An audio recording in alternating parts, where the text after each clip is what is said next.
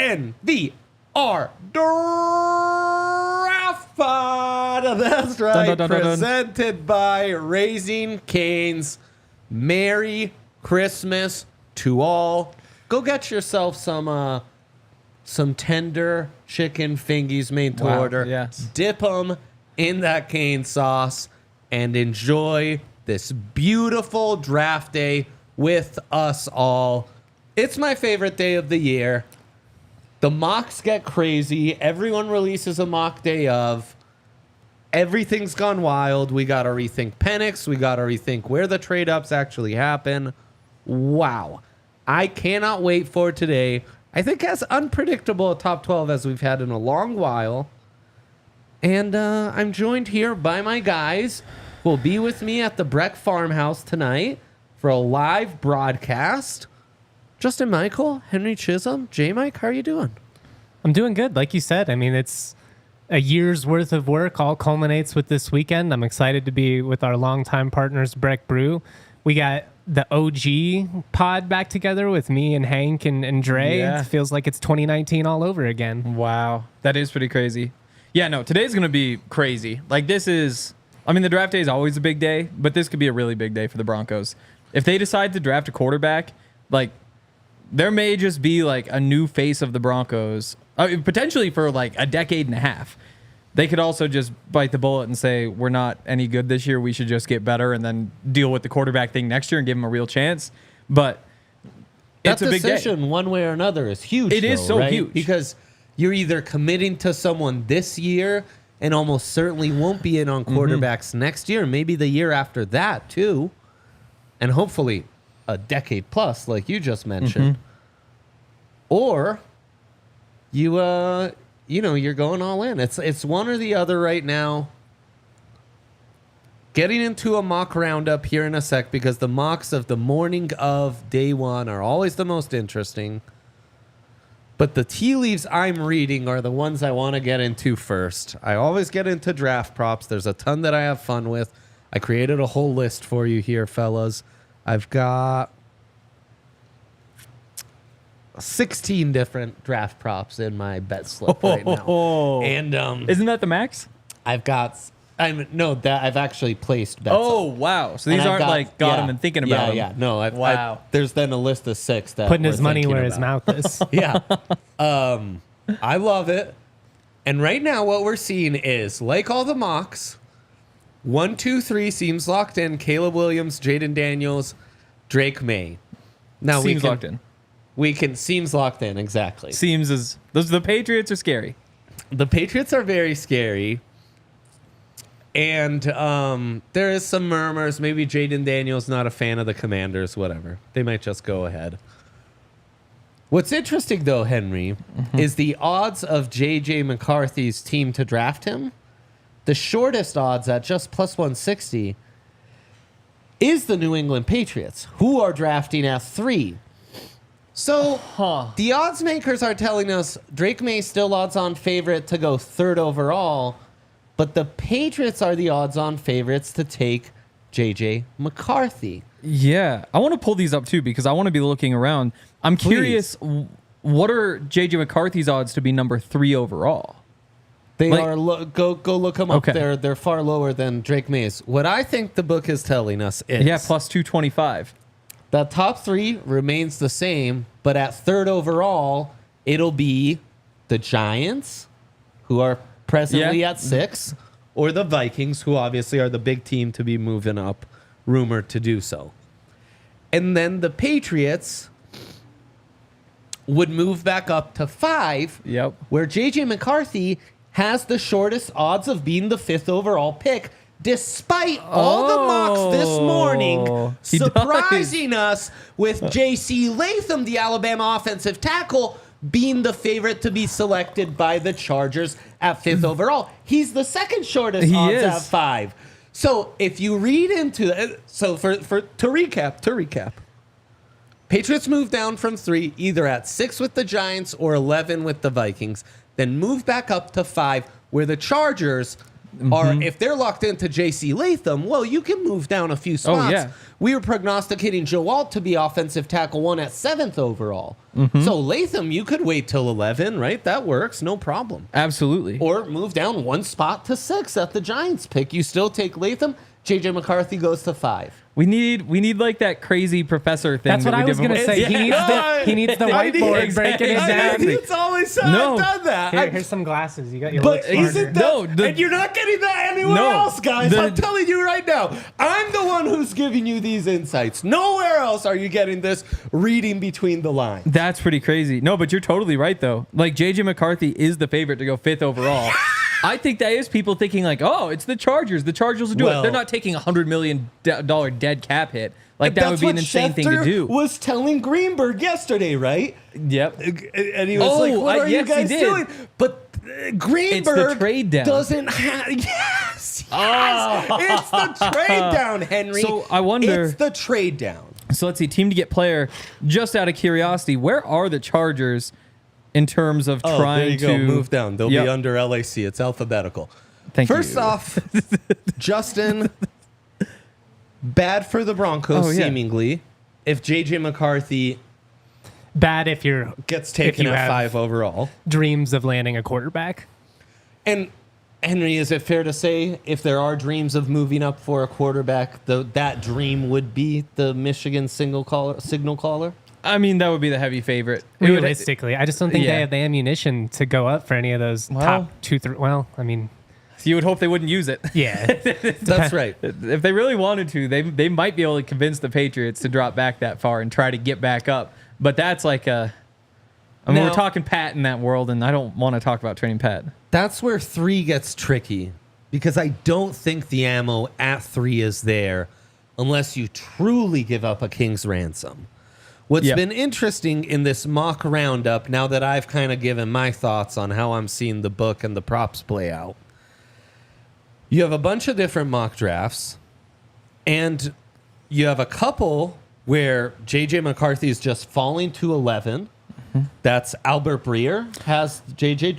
falling to 11, as does Daniel Jeremiah. Whenever I see that, I wonder if they're doing one with no trades. It seems like we've kind of moved past that point, but that is the first question that pops in my mind because that's how things kind of naturally fall if there's no trades. If they think there's a trade, I think they'd I mean, especially I would imagine. Breer's mostly, right, like a newsbreaker. I would so- imagine. And then you have a couple mocks like Peter Schrager at NFL Network or Field Yates at ESPN who have Minnesota trading up for J.J. McCarthy, but at the 7th and 8th overall pick rather than a swap for the 3rd or moving all the way up to the 5th. Yep.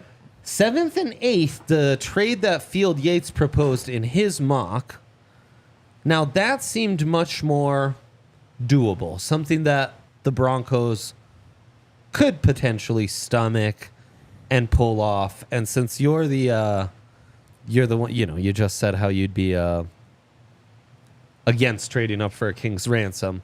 How would you feel about this, Justin? You get number 8 from the Vikings.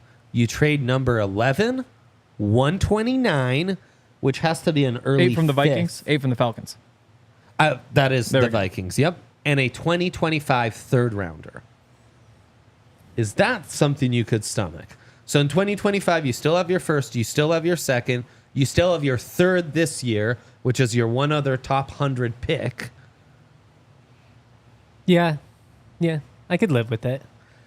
And I think that's where 7-8 is the sweet spot. And so the things you're looking for as the Broncos is, Broncos fans, where does the trade occur? How early? And if you start to get in that 7-8 range, okay, now it's on. Now you could start thinking about that. The other domino to fall in all this, and James Palmer was on the pod Tuesday saying this, and since then Jeremy Fowler of ESPN's talked about this, and J-Mike, we haven't had a chance to talk about this, is talks of the Falcons at 8 being interested in Penix. I just... You gave Kirk 4 years, right? Yeah. Yeah. You could. So the thing is, you save like $27 million if you cut Kirk after 2 years. That next year, and then he's off the books totally.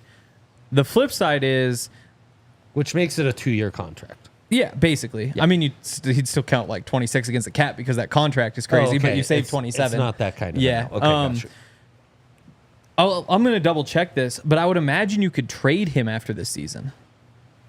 There'll be a market. There's always a market for Kirk Cousins. If we have learned anything in the last decade, Somebody there's always a wants market Kirk. for Kirk Cousins. He's also coming off an injury, and think of this, J-Mike.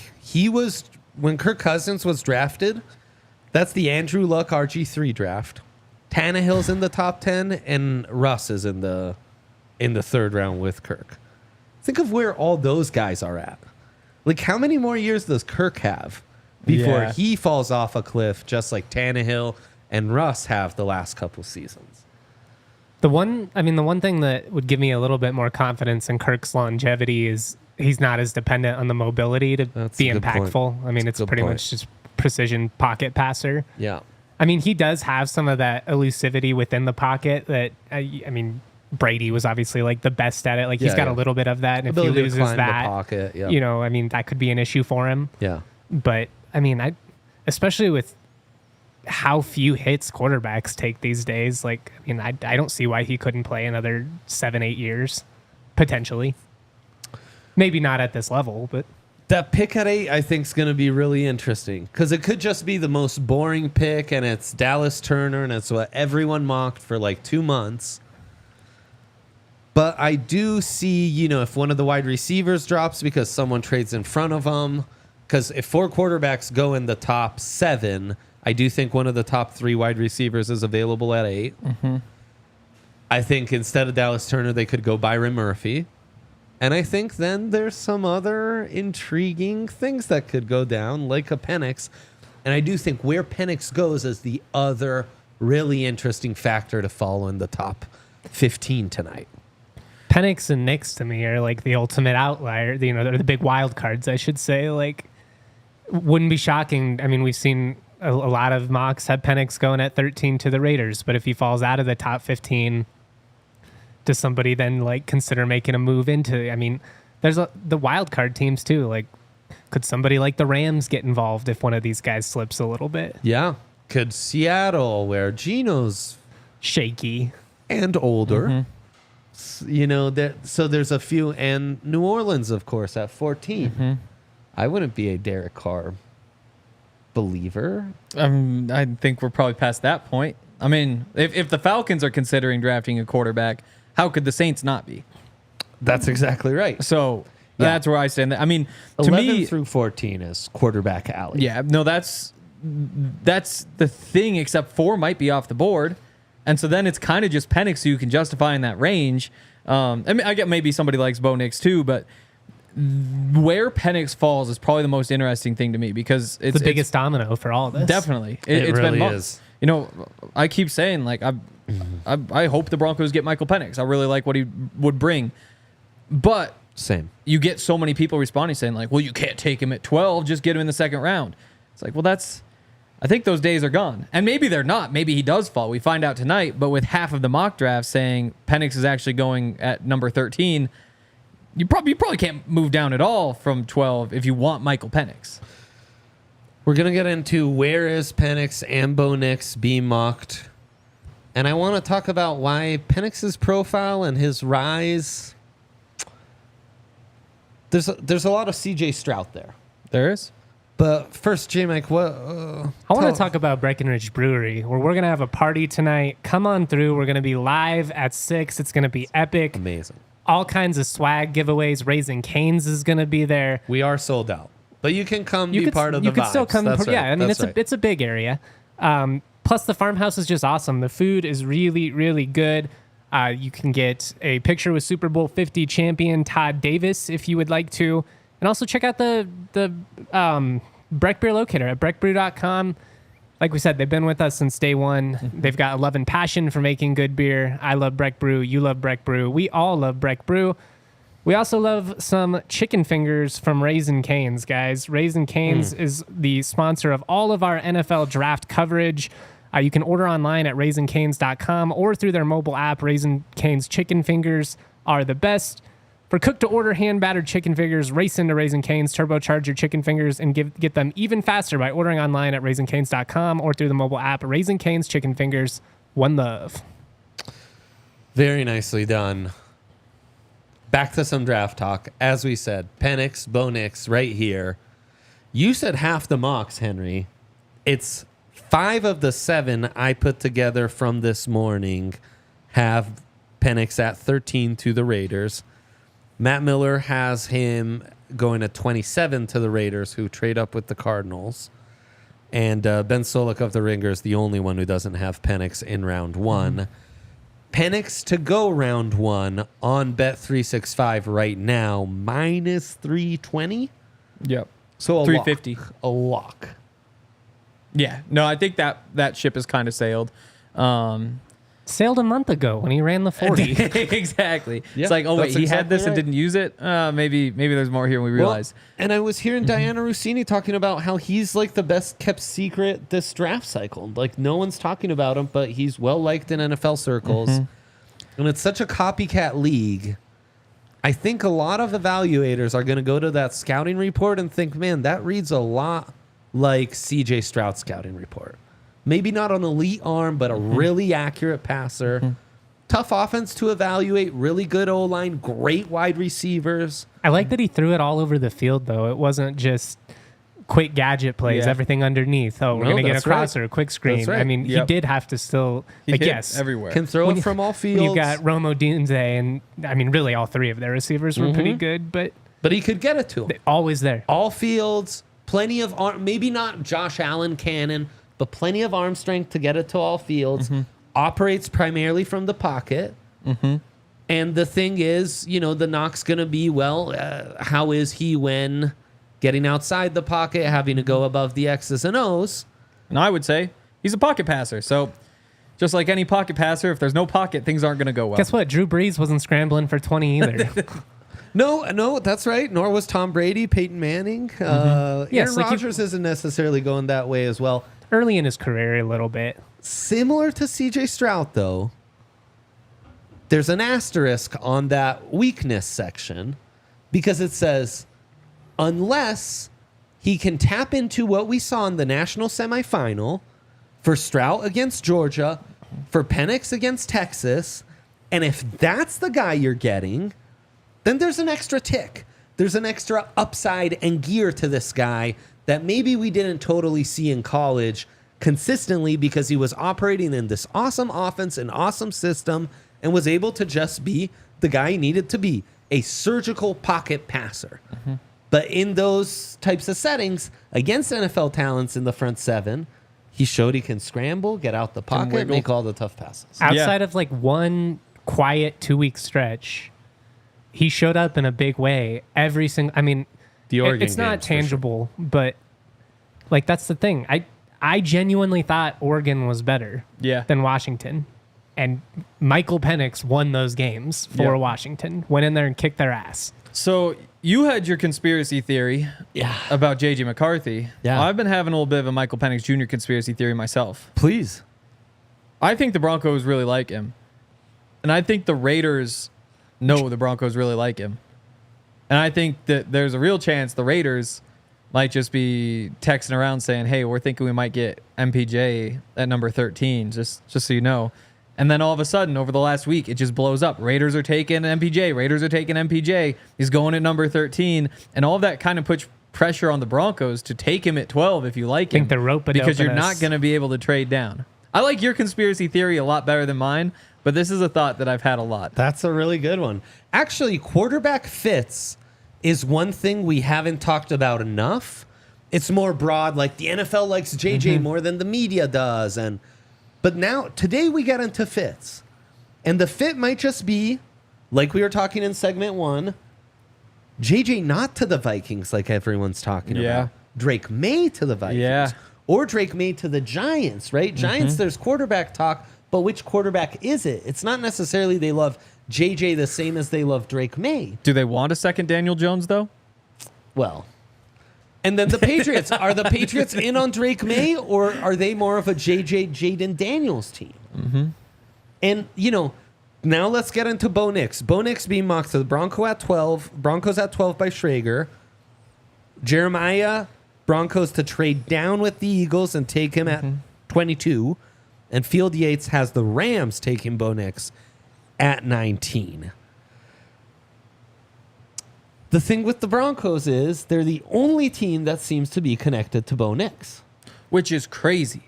But literally the only team where anybody's saying, like, he could work out that. Like, there is nobody else where there's any buzz. Well, and like JJ with the Vikings. Exactly. And Penix with the Raiders. True. Could this also just be smoke, right? Like when something seems so obvious, is that to throw you off the scent entirely? We're so deep into the smoke. It's a day of smoke. We're like, I don't know exactly how fires work, but I imagine they're smokiest right in the middle. Like I'm thinking like big fire, like forest fire, like the closer you get. J-Mike, you got any fire insights for us? I mean, it's the hottest in the middle. Certainly the hottest. I'm getting a little sweaty on draft day. I like no, that. no, the smoke is at its thickest point right now, and anything is on the table tonight. Knicks at 12, especially if Penix is still on the board. What's your reaction to that? What's Broncos country's reaction to that? I think Broncos country is pretty split between Bo Nix and Michael Penix at the moment. Let us know in the comments. Yeah, no, I'm curious where people stand because that's obviously changed a lot. But to me personally, I would be very disappointed because I really like Michael Penix. I would take him over anybody but Caleb Williams and Jaden Daniels in this draft. But then my job tonight is also to write the film room, so I'd go back and watch his 3 best games and talk myself into it, and I'd come back with a smile tomorrow. And hopefully that smile stays for a decade, but I'd really have some doubts. He's such an interesting one. Yeah. Over Penix, though, is going to be really tough for me to swallow. That's what it comes down to me. I'm like, Yeah. I can live with a world in which the Broncos take a flyer on Bo Nix. Taking him with the 12th pick without moving down with Penix still on the board, to me, just based on what I've seen these last couple of years, if I'm going to, I'm taking all my money and I'm putting it in one camp, I'm putting it in Penix. There are also some more conspiracy theories brewing on Twitter at the moment with the Broncos. So right before the podcast, the Broncos released their jersey numbers. Zach Wilson, number 10. Bo Nix, number 10. So if they're going to draft Bo Nix tonight, they just gave away his jersey number the morning of draft day. I don't care, but That's an awesome conspiracy. it is. There's a lot of them today. Penix is 13? 9. 9. No one wears 9 in that QB. Riley Dixon, does he still? I think Riley Dixon still does. You can get the punter will give up his number. Draft Torrey Taylor. And the other thing, we do this close to draft week every year, seemingly. Last year, we were talking ourselves into how high could Will Levis go. Yeah. Oh, yeah. I think 2 years prior, we were talking about Kenny Pickett, Sam Howell, Malik Willis. Could they all 3 go round 1? And, it's an easy distractor, an easy buzz to set people off the scent. So these quarterbacks will really swing this whole thing right here. Did you see it was the clip of the Seahawks GM? It was the Panthers. Xavier Legette, I think it was last week, said that the Panthers told him that if he was still on the board at number 33, they're drafting him. And at his press conference, somebody asked the GM, like, did you really say that? And he was like, yeah, we said it to about 50 guys. Which then gets you thinking, like, I guess, why not bring in a guy you don't like, tell him you're taking him at 33, and then whoever's at 28's like, hey, is he still going to be there? Yeah. No, he's not going to be there. Got to take him. And then there's more guys you don't like off the board. That's all the game that's of what chess we're that's in happening right now. It's terrible. It's draftception, It's really. draftception.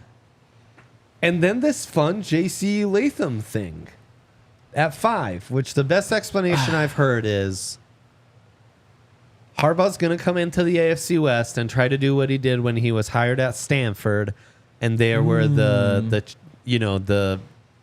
USC and Oregon.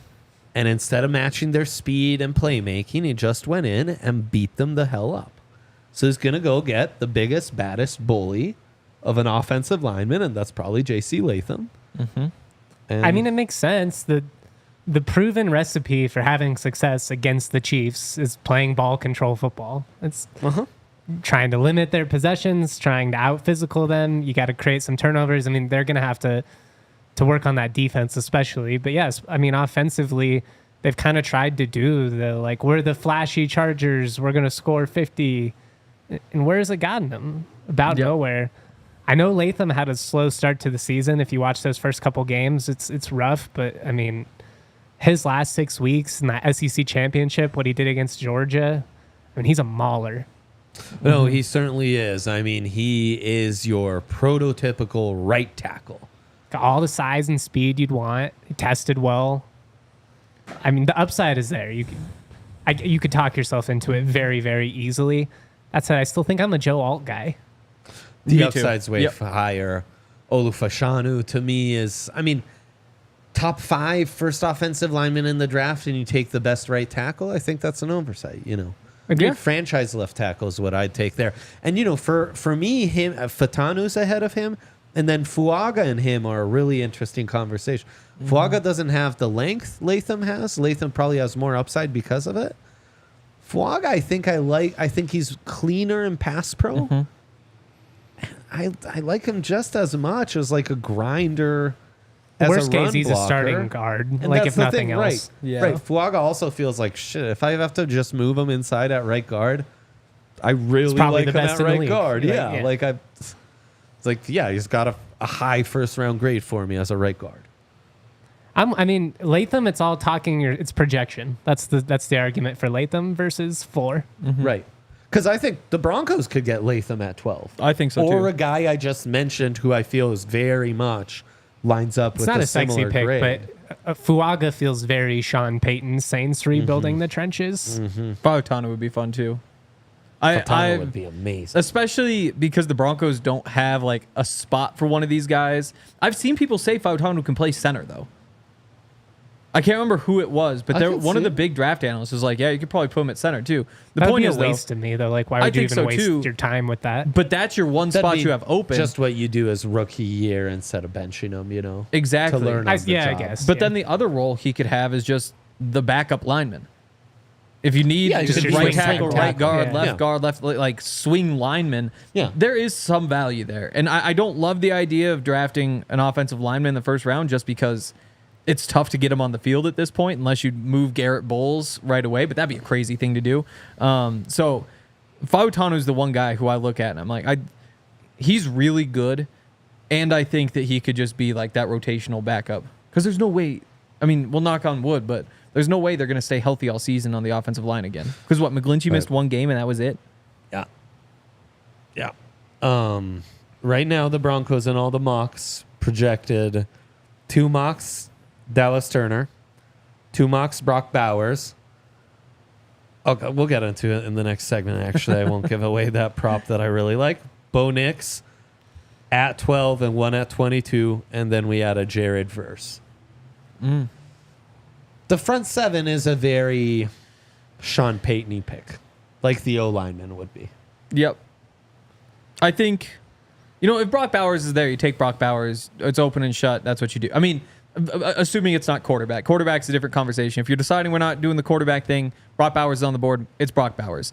Outside of that, I really think trading down makes the most sense. I don't love the options at that pick. I think that you can find somebody better later. I get the appeal of an edge rusher. To me, though, I would not like if you draft somebody there, it's just best player available and it's open. Right. That's all it is. But And I think the value will be on the O-line. a lot of people want an edge rusher, and to me, I see it. You've got 4 dudes. You got Cooper, you got Browning, you got Benito, you got Sanders. You get to see what you have. After this year, you've got Browning and Cooper hitting free agency. You've still got Benito and Sanders. To me, that's a perfect situation when you now have $80 million in cap space to go sign yourself a true number 1 edge rusher. Right. And if any of these guys develops into that, then you can re-sign them. If it's one of those two, you can bring them back.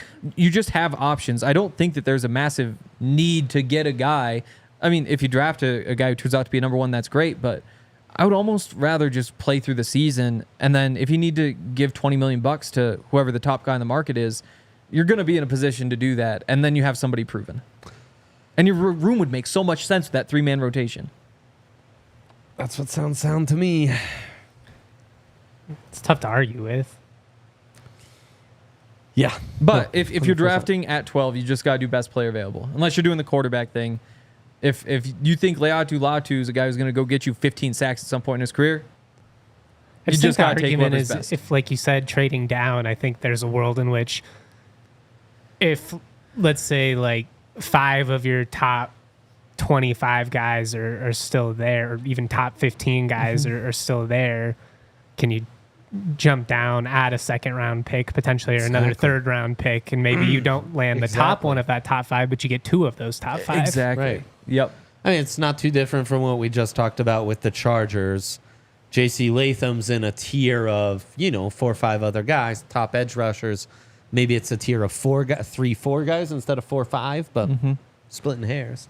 And you can still achieve that. You can maybe get a top edge rusher and one of those quarterbacks. It's just a team that needs a lot more young talent across the board. Absolutely. Absolutely. Shout out to Bet365. We're going to get into all these draft props in just a sec. Not just, gathering intel from those, but also being able to win money. And right now at Bet365, you can sign up with our code DNVR365 and participate in our awesome playoff promotion where right now each week diehards, listeners like you can participate with us and, win prizes like DNVR merch and swag, T-shirts, hats up for grabs this week. Could be sweatshirts, hoodies coming up, and then big prizes that only we can give you later on. Think of the beauty of going to a practice with, one of your favorite podcasters, or maybe even Broncos Super Bowl 50 champion Todd Davis. Wow. Or hop on a pod live with us and give your hottest takes. I would love Jose on a pod. Jose, Yes. He's really like an honor. He's basically the 5th host of the draft pod. He basically is. He just isn't. He's a host in writing. He's the Panamaniac. That's what we call him. Yes, I love he's from that. Panama. No, I get it. I get it. And then when you sign up, all you have to do, $10 deposit, place a $5 bet, and as soon as that's settled, win, lose, or tie, $150 in bonus bets for you to play with right away. Maybe some of the draft props we'll get into in just a sec will be of appeal to you. Must be 21 and plus, physically located in Colorado. Please gamble responsibly. If you or someone you know has a gambling problem, wants help, call or text 1-800-GAMBLER. If you are 21 and up, you should also check out the Breckenridge Distillery. Breckenridge Bourbon Whiskey is the official bourbon of the Denver Broncos. Look for the 2024 Broncos Bourbon Blends to hit the shelves in August. They always do like a really cool bottle design. I've gotten them as gifts a couple of times now. Really smooth, really, they pair with anything. It's nice. You could have it with a burger. You could have it by itself. Breckenridge Distillery products are available in all 50 states. Shop your local retailer or visit BreckenridgeDistillery.com for home delivery of the award-winning Breckenridge spirits. Apers anywhere. I don't know if I said that right. Apres? Apres? I think it's swear, après. Ryan's the only one who knows how to pronounce that. Alyssa, It how is do you very pronounce Ryan that? type of word. Apres? Yeah, I mean, it's French. I don't. Certainly French. Not me, dog. Yeah, no. Yeah. Not the biggest French fan we have on the show. All right. Well, He's our Italian. Settle down. Broncos position they draft first. Broncos position they draft first. This is where I wow. think there's some interesting odds. I go quarterback. Starting with tight end at plus 1,000. If they get Brock Bowers, I can't be sad. No, I know, but what if they just do what we talked about? They move down, they still take a quarterback with one of their 2 first picks, but that very first pick is a cornerback, edge, tight end, O-lineman. Quinyon Mitchell, Brock Bowers, Jared Verse, maybe. Yeah, I mean, these guys could be around at 22. I mean, I don't think Bowers could. I have a tough time even seeing him at 12. I really think There's somebody's some just going to trades take him. projecting the Colts to move up to 10 to take him. Huh. Yeah, I mean, that makes sense. But yeah, I do think the most likely thing that happens is they trade down, they grab Bo Nix, but that first pick probably isn't Bo Nix. So, yeah, I mean, cornerback and edge are probably the top of that list, and you don't know exactly how far they trade down. Maybe Byron Murphy's in play. Yep. Which, I mean, that's a pretty big need. Yeah, I don't think it would be Brian Thomas. Plus 180 D-line / edge, by the way. Oh, it's a That's slash. the second shortest odds. That's interesting. I like the D-line / edge because then you get Murphy and the edge. Quarterback at plus 150 for the Broncos. I think that's moved. I can't remember. I think it was in the minus. Interesting. I still think quarterback is probably where I'd bet, but it's tough. And tight end at plus 1,000 might be the best move. I could even see wide receiver at plus 1,200 if you move down, you know. I mean, there's a pretty good chance that one of those even two of those top 4 receivers are still going to be there. There's a chance. I mean, I guess that's the other thing is if like Odunze is there, he's in that Brock Bowers conversation where it's like you kind of just have to take him. Unless it's a quarterback. Somebody has to fall out of those neighbors, Odunze, the tackles, corner. I think it'll be the tackles. Okay, let's talk about this tippy top tier because I agree. It's the 3 wide receivers. It's the top quarterbacks. We don't even need to get in the minutia of, for me, it's 2 of the top guys. For you, it's 4, whatever. Will Anderson. Right. Probably like the 2 corners, Arnold and... I don't think they're just outside. To me, it's Alt Fashanu, the top 3 wide receivers, and whoever your top quarterbacks are. That'd be your top 10. Those are my guys missing. Who are like, that's 9. If they drop to you and Bowers, no brainers, you got to take them. That's The tackles are just all tough because of the Broncos. Fall. Yeah. I think at least Fashanu or like Bowers would be available to you. Who was saying? Maybe even Joe Alt. Was it Field Yates saying like everybody just keeps saying that everybody's trading up for the tackles? That's the recent buzz. So and that's and where the wide receivers I think are a hot commodity. Yeah. No, that would make sense. But I think that's a path for receivers if teams are actually trading up to get tackles. Well, that's going to be the path for any of these teams trading down, like Cardinals, the Chargers. They're going to try to trade back up to get one of those guys. Yeah. You would think. I mean, I think that's kind of like the plan. Everyone wants to do what the Texans and Cards did last year.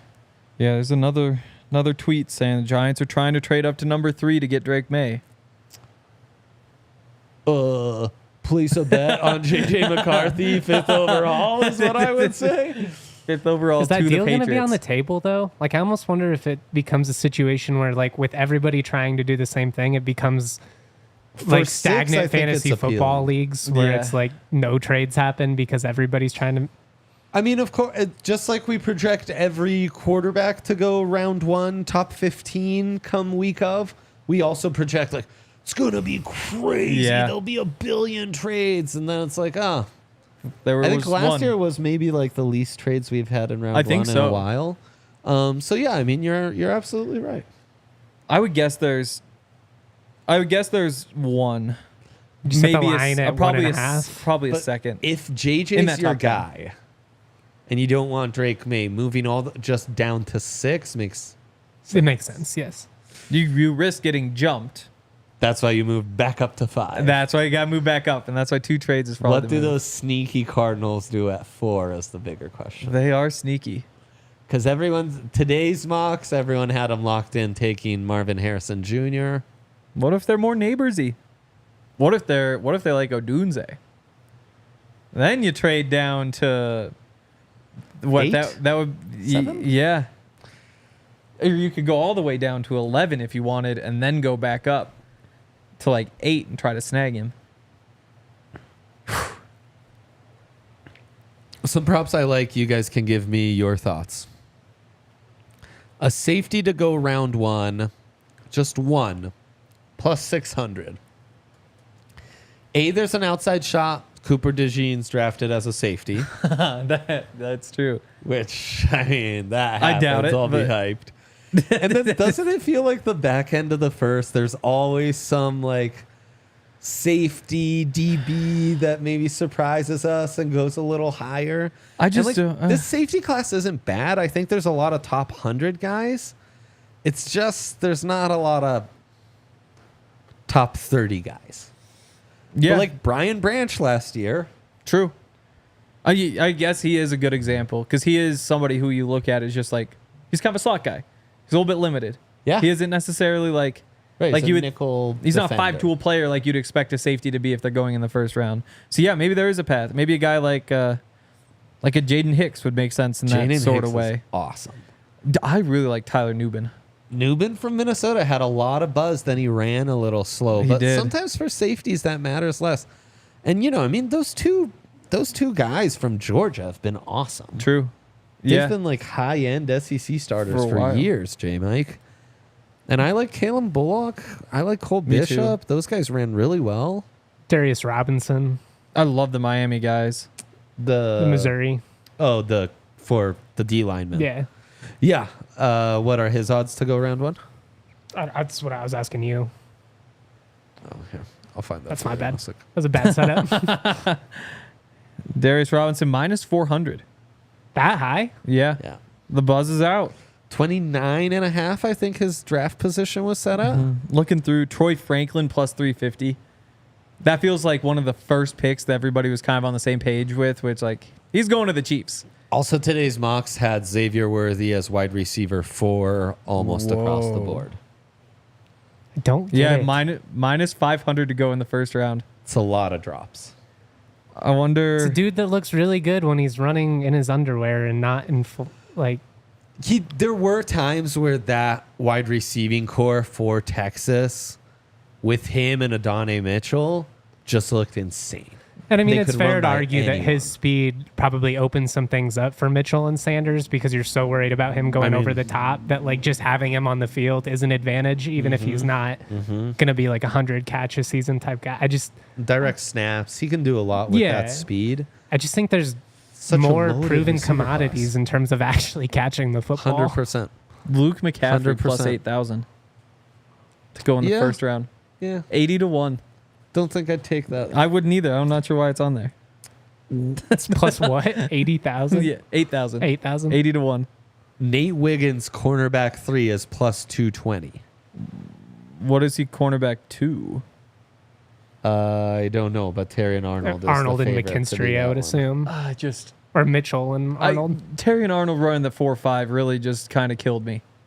You just don't see cornerbacks run 4.5s and then be like a 4.5 flat. 4.5 flat. Give credit to him, but again, like if you look through every great cornerback, I don't think you're finding many 4.5 flats. I disagree. Yeah. Yeah. I tried to look it up. I couldn't find like Josh a place. Norman's the first guy who comes up. Yeah, he was like a cover 2 zone corner. It's true. So it's like not a great example, but exactly. I mean, like this feels like there's a ceiling that there. To DBs, I think there's a lot of great DBs but who that's are running different. 4.5s or like it's all about just like that ability to just lock down anybody. And again, like that's the difference between like but an you need all-pro. a cornerback 2 if you're the Broncos rather than a quarterback 1. You do, but that's why. The difference is like That's why Quinyon Mitchell has a slight edge because he's a true man corner who I think you can trust on the island more. Yep, and that's why Arnold's a converted safety though. Like exactly, and that's why I like Wiggins. I would take Wiggins over him. He's so light, but the way he runs, the way he covers, I've just kind of gotten over the lightness. You're the Bama guy, yeah. He's a stud. He is a stud. I wouldn't have any issues about him running. He's polished. Plus 800 to be cornerback 2. Cooper DeJean actually plus 600. Yeah, that is interesting. And Kool-Aid too. Kool-Aid's another one who, like his 40 time wasn't great either, but he's just like. And his senior year tape wasn't great either. No, but he does feel like just plug him right in there and he's ready to go. Well, and we saw this with like Derek Stingley Jr. before, right? Like if you go 2 years ago, he's a guy you can talk yourself into really easily. And again, there's a world where the Broncos could move down. Mitchell's really the only guy I would pound the table for. Me too. And yet I still wouldn't put him in that group of like, he falls to 12. You must take him. No, I I would agree. try and drop down and hope you Right. can get him Yep. at like 18. He's like the first guy on my list that's after the cutoff of just trade down. Yeah. Yep. Yep. Exactly. It's him, and then you get to the edge rushers, and then whoever else. Yeah, him, Dallas Turner, Latu are very interesting conversations and Yep. very close to one another. Yep. Do you like the Wiggins CB3 bet? No, he's too light for me. I know. Emmanuel Forbes has burned us all. He's a been dog, good. though. He's so a dog. good. He competes so hard. It doesn't I love matter. I know. Yeah, no, Wiggins is I like really DeJean good. and McKinstry better than Wiggins. He would be my 5 probably. Okay. Yeah, he'd be my 2. Honestly, I don't love any of them, but I really like all of them. Like all 5 of those guys. Like Right. DeJean is sick. Yes. Like they're all sick in their DeJean's own ways. coverage, profile, and versatility is with If you're that willing size to use him as speed a punt combo, returner. right? And then That's you the add the thing. special teams impact. I mean, God, That was what somebody first yesterday rounder when I if I took ever- Quinyon Mitchell in the Broncos mock draft. Yeah. So I was like, yeah, it'd be my pick here if I can't trade down. A lot of people were mad. One of them in Good for them. particular was me too. by somebody the way. saying take Cooper DeJean because you could play him on offense too. I was like, well, that's not the reason you take. But yeah, no, he's a freak. Kool-Aid's a freak. Terrion Arnold is crazy productive.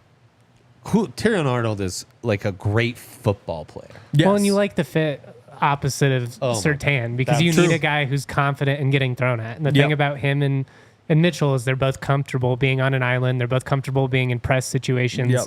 They've got good ball skills. They'll come up and make a tackle. Like those are guys who, if they're in a drive and you throw at them like 3 times and 5 times, it's not going to get in their head. Yep, I just like the fit opposite of PS2 especially. definitely. I do too. Couple more bets I want to get into here. Olu Fashanu, O lineman 3 plus 200. So this presumes Ooh. Alt Latham in some combination because the Chargers have moved down or just taken Latham are the 2 first O linemen. Am I spot on with Fashanu O lineman 3? Hang on, say that one more time. I got caught up in the comments. Shout out to our guy Cody. Sorry your phone got stolen, man. Yeah, That sucks. must be on his That computer. sucks, yeah. that That's does suck. terrible. Olu Fashanu O lineman 3. With Alt Latham being 1-2, as you'd presume. What's the value? Plus 200. I know, the 2 Pac-12 guys, right? The Washington and Oregon State kids scare you a little bit there. Yep. But I'm such a believer in Olu. Like, I think that's just been prospect fatigue, him Yeah. dropping, you know? Like, I just think he's amazing. Now, does have small hands. And if I'm a zone blocking scheme, he's not my favorite guy. Guess what? We're the Broncos. Sean Payton, not a zone blocking scheme, so that's great. It's true. But still, you know, there's some zone blocking scheme teams in that range. You don't love it though. I can just tell you're not in on it. It's okay. We've got other ones. 200 just isn't tempting to me. I just don't know if there's enough juice for it. Okay. Is there Plus someone you like 400, I more? would consider it. Is there an O lineman Yeah. 3 candidate you like more? Bless you, Alyssa. He would be my pick. No, it would be Olu. I think Latham's going to be I think, You do? O lineman 3, not O lineman 1 or 2. yeah. I mean, we are Who really. do you think O linemen's 1 and 2 are? Alt's one of the 2. Alt is Who's one. the other one? And Fashanu. in a world where Fatanu. The fucking Washington guys. in a world where Fatanu, the the Chargers Washington trade guy, down, okay. Vikings go up to 5. Because I feel like the Latham thing is all just Chargers at the moment. Yeah. And so if the Chargers just don't take Latham, Yes. Then he's going then to fall. the world is open. Yes, that's right. So This is I'm assuming the trades are right. Yep. Latham and Alt are both taken top 9. And Fashanu is the guy who goes in that 10 to 14 range yeah. before Fuaga or Fatanu. And I think of all the bets, that's the best bet. But that's a lot of calling your shot for plus 200. No, that's what's great about these they're like parlays. Yeah, it's you need a lot of things to go your way. That's Yeah. right. It's beautiful. I just love wish it. there was like all that for plus 300. Hey man, Plus 350. We all wish there was better juice on the bets, right? Yeah. That's how that life was better. Marvin Harrison Jr. to be wide receiver 2 plus 650. Could you imagine? I mean, want Rome's chaos my tonight. number one, so like I think that's worth teasing. Yeah. Yeah. But everything you're Lots of seeing is people telling love you that Neighbors. Marv is or Neighbors is going to Is the go. pick so at 4? I think it's like me. I could talk myself into it. If I'm actually advising the audience, I don't know if it's the smartest bet, but I like the juice. Yeah. They're good talking points. It's like if you want to bet on chaos tonight, that's probably the best chaos. I mean, you bet. get Neighbors too, right? Like, I'm looking for juice on chaos. Yeah. You just not Marvin to be wide receiver 1. Well, Yeah, exactly. What So, is it's maybe worth teasing. I know. what could you get on Neighbors just to be the first receiver? Probably better odds. You should look that up. Yeah, I mean, if you feel very Plus confident. 550. One. Really? Oh, so see, not as good as plus 650. Because there's a chance Marvin Harrison's the third receiver. Yeah, that'd be. So I is would be that- surprised. We is do that the see a better team sprinkle? like every year take some weird receiver where Yeah. you're like, wait, with Henry Ruggs. Rome on the board, Right. with with Neighbors on the board, they went with Johnson, like they went with the other LSU guy, Yeah. really, or Thomas. Plus 4,000 for Marvin to be the third. Brian Thomas throws me off because he's If got you the really- most generic sounding name that every time Oh, I I just know. want to I call know. him some like Joe Johnson, Yeah. Bill this, Yep. What about the Bengals for first pick? D lineman / edge plus 300. Trey Hendrickson, Trade Amanda request. trade. Jared Verse could be right Yeah. there in that spot. He's the perfect 4-3 power edge rusher for the Bengals. That's the thing. And it could be Verse, but it could also O-line be is a Law too. heavier It could also favorite. be, I mean, like, there will be a good edge rusher there for them. I agree. There's going to be somebody, like, you make this bet, it's not going to die early. You're going to be sweating this one out when they're on the clock. Oh, that's my hope. Yeah, I don't even think you need a hope. I think it's a lock. It doesn't mean they go that way. O-line is the higher odds, but I like this a lot. What are their receiver odds? Oh, yeah. If you really want to call your shot, Brian Thomas. I Because mean, the future with 'cause the Higgins is trade kind demand. of up in the air at this point. Yeah. oh, man, that's good thinking right here. This is why we talk it out. It Plus is. 700. That might be worth teasing. The thing is, what Might pick is that? be. Is that 18? Yeah, but they could 20? trade down 18 too, sounds right. 18. So or up even. Yeah. to me at Yeah. 18, the big three receivers are off the board. Yes. Only receiver draftable to me at that spot is Brian Thomas. I think you're reaching with so many, like, I think there's another gap there. Those are all late 20s guys to me. So you're really calling your shot. In that world, I'd almost just take them to draft Brian Thomas in particular if we But have those depending on odds. who falls in the defensive, like there's a world in which they potentially land one of those tackles and a receiver by trading down. That's also true. Like maybe you just move down, you land one of these edges or tackles, and then you're comfortable in the. If you're an Xavier Worthy guy, Mm-hmm. whatever, I'd rather have Leggett if I was in the late 20s, but Yeah. or Malachi Corley or I know it's going to be really interesting where Xavier Worthy goes. It's going to be really interesting where with a first round pick, Sean Payton goes. Really interesting. Yeah. I it's think fun to this is have a a first tone round setter, pick man. again. it is. It's a huge tone setter in the top 15 nonetheless. Yeah. Yes. Top 12, no less. I know. And all around these trades and stuff, it's going to be beautiful. Tune in to Rams Pod right after this. Tune in to our live show.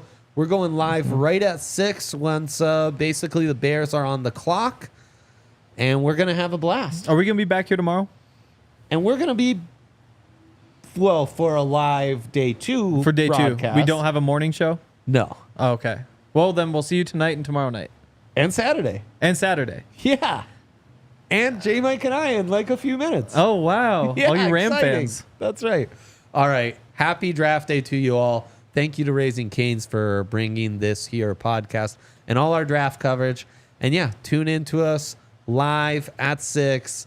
Subscribe to YouTube. Get all the videos that Zach makes from Dove Valley going to be an all hands on deck, awesome night. Yeah. And we'll talk through it all with you live. So see you in a few. Bye. We all silly like the mayor.